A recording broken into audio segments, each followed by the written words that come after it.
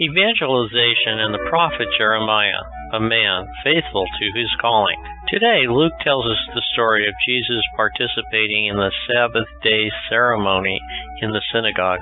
We see Jesus rise and read the scripture from Isaiah that announces his arrival and mission.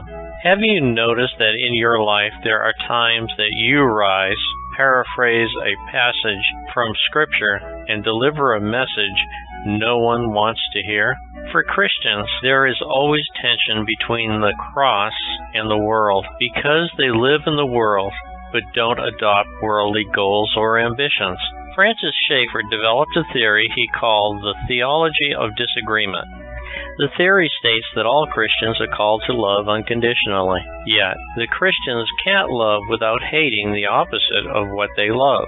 The prophet Jeremiah appeared to many as a difficult and unreasonable person who was always ready to pick a fight.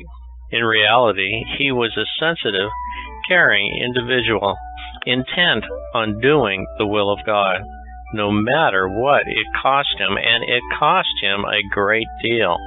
Jeremiah always seemed to be on the side of unpopular issues.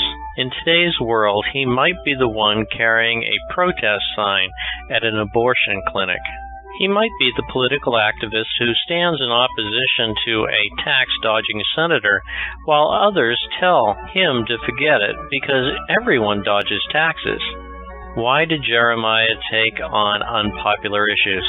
Because he was convinced that's what God wanted him to do, no matter the cost. As Jeremiah said, "If I say I will not mention him, or speak any more of his name, there is in my heart, as it were a burning fire, shut up in my bones, and I am weary with holding it in. I cannot." Jeremiah chapter 20, verse 9. Jeremiah spoke fluently, boldly, and without consideration of who would be displeased. Jeremiah was called by God to be his spokesman, whose mission was to call people back to God. How does this fit in our life today? Jeremiah had qualities we need to imitate. Often we feel intimidated by what is happening around us. We fear the consequences of speaking out against corruption or wrongdoing in society. We are fearful of the hostility of those who accuse us of being intolerant.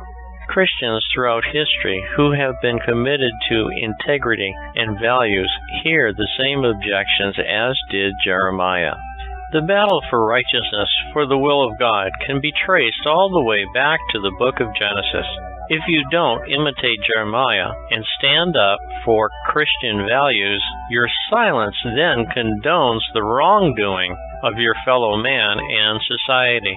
Become Jeremiah in your home, your family, your city, your state, and country. Do not remain silent. It is better to bear the slings and arrows of outrageous misfortune, as did Jeremiah. Show the world that you are not afraid of them and are able to withstand their blows.